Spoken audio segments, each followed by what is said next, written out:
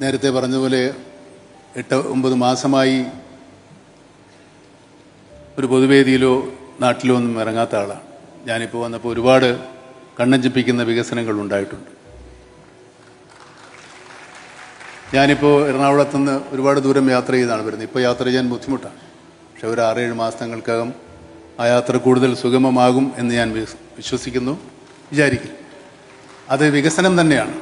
പക്ഷേ വികസനമെന്ന് നമ്മൾ പറയുമ്പോൾ വികസനം ആരുടെ വികസനമാണ്?